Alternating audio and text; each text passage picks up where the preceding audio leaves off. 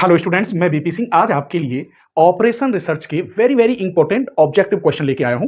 कुछ स्टूडेंटों की काफी डिमांड थी कि ऑब्जेक्टिव क्वेश्चन ऑपरेशन रिसर्च के नहीं है, जबकि मैंने ऑपरेशन रिसर्च या उसे एलपीपी कह लो, वो मैंने पूरी डिफाइन कर रखी है। बस आपको सर्च करने की देर है। लगभग 40 से 45 लेक्चर वहां में मैंने दे रखी, मतलब पूरी लगभग डिफाइन कर रखी है, लेकिन ऑब्जेक्टिव क्वेश्चन नहीं थे। तो अब मैं आपके लिए ऑब्जेक्टिव क्वेश्चन लेके आया हूं।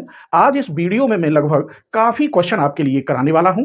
इससे जो अगली वीडियो होगी वो अपने मेंबर्स के लिए देने वाला हूं। तो मेंबर से भी मेरी रिक्वेस्ट है कि आप चिंता ना करें, नंबर बाय नंबर वीडियो आती हैं। हर रोज वीडियो में एक ही वहां पे नहीं दे सकता, कभी सेकंड सेम की, कभी फोर्थ सेम की, कभी सिक्स सेम की, ऐसे नंबर आता है तब वीडियो देता हूं। और हाँ, मैंने वीडियो ऑलरेडी सब डाल रखी हैं, आप सर्च करिए। कोई भी टॉपिक सर्च करने से पहले चैनल का नाम जरूर जोड़ दें। जैसे आपको कोई सर्च करना है ऑब्जेक्टिव क्वेश्चन, तो आप लिखेंगे एमसीक्यू, फिर जिस टॉपिक की चाहते हैं वो टॉपिक, सपोज करिए आप चाहते हैं इसी की, तो MCQ operation research multiple choice question, MCQ पहले जोड़ें, फिर मल्टीपल चॉइस क्वेश्चन, चैप्टर का नाम और चैनल का नाम जरूर लिखें, बीएससी मैथ अलीगढ़। अगर मैंने वीडियो डाली है तो वो सब ऊपर आ जाएंगी, कोई भी टॉपिक आपसे नहीं छूटेगा। हाँ, अगर चैनल की मेंबरशिप आपने नहीं ली है तो वो वीडियो ओपन नहीं हो पाएंगी। कुछ बच्चों ने जो है सिल्वर लिया है, काफी बच्चों ने, लेकिन उनसे मैं रिक्वेस्ट करता हूं कि कोई बेनिफिट नहीं मिल रहा, इसलिए प्लीज आप फुल कोर्स वीडियो वाला ही मेंबरशिप लें, जिससे मेरी वीडियो जो आपको सारी वीडियो ओपन हो जाए, कोई परेशानी ना हो। तो चलिए पहला क्वेश्चन देखते हैं, आखिर पहला क्वेश्चन लिख क्या रहा है। आप सोचिए कि मैंने ये पूरा बोर्ड भरा है पहले, अब मैं एक एक करके क्वेश्चन को समझाऊंगा, तो मुझे परेशानी होती है कि नहीं। अगर डिजिटल बोर्ड होता और कंप्यूटर में सेट करके, तो आज अगर मैं 10 क्वेश्चन कराने वाला हूं तो डिजिटल बोर्ड से 40 क्वेश्चन कर देता। इसीलिए आपसे रिक्वेस्ट कर रहा हूं कि प्लीज चैनल की मेंबरशिप ले लीजिए, जिससे मैं डिजिटल बोर्ड लेके आ सकूं। ठीक है, आइए क्वेश्चन नंबर 1 देखते हैं। Operation research is the art of winning wars without actually fighting. ये जो वर्ड लिखे हैं, दिस इज डिफाइंड बाई, ये किसने डिफाइन किया है? Art of winning wars without actually fighting. इनमें से ऑर्थर क्लर्क ने किया है, जगजीत सिंह, या टी एल सेठी, या एच एम वैगनर। आप ही बताइए कौन सा सही हो सकता है, और कमेंट में जरूर बताएं कि इसका ये आंसर सही है। लेकिन मैं बता रहा हूं आपको, ए इज द राइट आंसर। ये याद करने हैं आपको, वेरी वेरी इंपॉर्टेंट है। ठीक है, तो क्वेश्चन नंबर 2 पर नजर मारते हैं, आखिर वो क्या कह रहा है।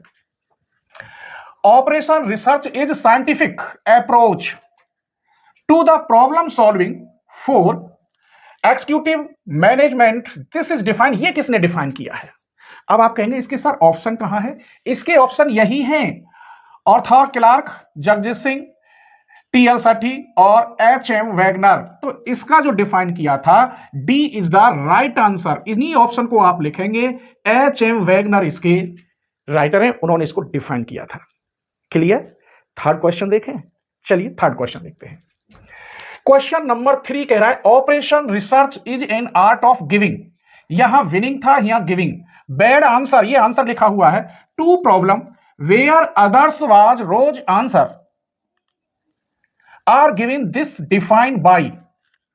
कौन सा इसमें से डिफाइन किया गया है?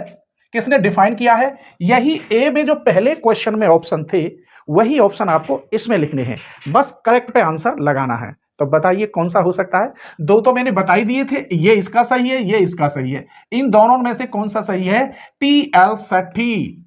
कौन सा सही है? टी एल सेठी। तो देख लो, 3 क्वेश्चन के ऑप्शन सेम हैं, आंसर सबके अलग अलग हैं। अब आप कभी भूलेंगे तो नहीं, प्लीज भूलना मत। आपको अगर ऑपरेशन रिसर्च के सारे एमसीक्यू चाहिए तो एक बार सब्जेक्टिव तो पढ़ लीजिए। आपको मैं यहाँ बड़े बड़े क्वेश्चन है, मैं वो तो सॉल्व करके दिखाऊंगा नहीं, उनकी मैं एमसीक्यू नहीं लेके आऊंगा। मैं तो वही एमसीक्यू बताऊंगा जो 2 मिनट में सॉल्व कर दूं, और जिनकी टेबल बनेगी 10-10, 15-15 मिनट में, feasible solution, no feasible solution, infinite solution, no solution, ये सब आपको देखने चाहिए। आइए क्वेश्चन नंबर अब हम 4 देखते हैं। An LPP of maximum how many variable can be solve by graphical method. क्या पूछ रहा था? LPP of maximum. Graphical method में 2 ही होते हैं, एक्स एक्सिस और वाई एक्सिस। कभी भूलेंगे तो नहीं। क्लियर? तो कितने होंगे? 2।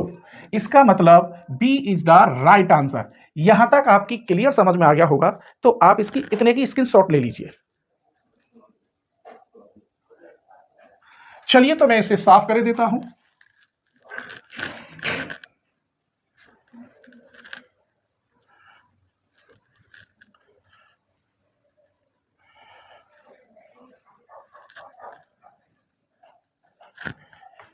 ये है question number 5। There if there is no feasible region in LPP then has finite solution रखेगा, इनफाइनाइट सॉल्यूशन रखेगा, नो सॉल्यूशन या अनबाउंडेड सॉल्यूशन।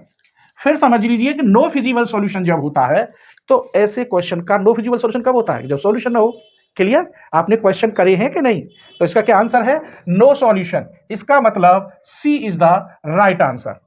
आइए क्वेश्चन नंबर 6 देखते हैं। If the value of objective function, आपको पता है ऑब्जेक्टिव फंक्शन क्या होता है? जेड इक्वल जो वैल्यू दे रखी होती है वो ऑब्जेक्टिव फंक्शन होता है। कैन बी इंक्रीज और डिक्रीज आइडेंटिफिनिटी such solution are called.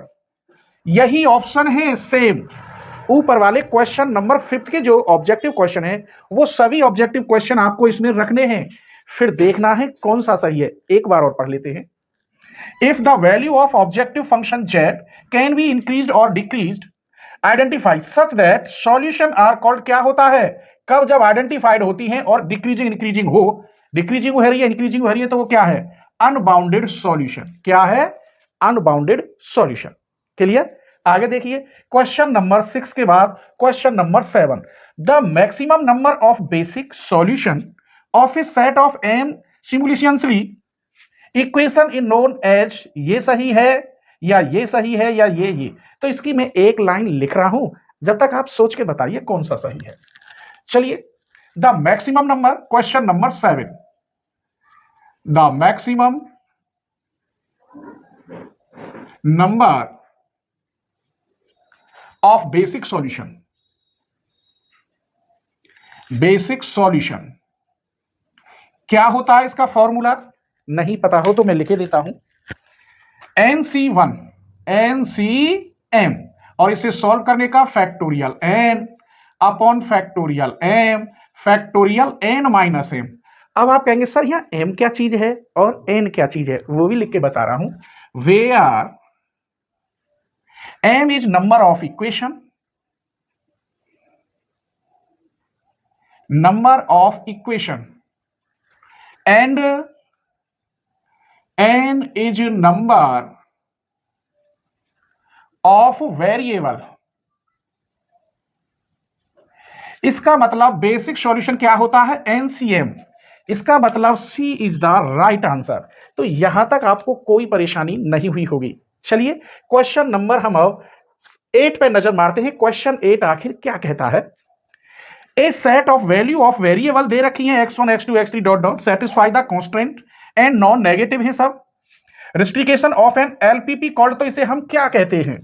Feasible solution, infeasible solution, ये सॉल्यूशन लिखा हुआ है, सॉल्यूशन सॉल्यूशन, इनफाइनाइट सॉल्यूशन या नन। अरे मेरे बच्चों ये सब क्या होते हैं? Feasible solution. क्या होते हैं?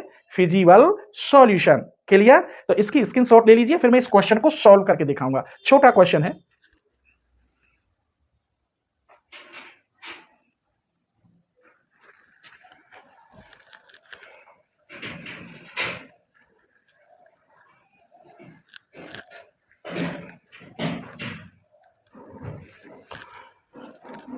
क्वेश्चन नंबर 9 देखिए।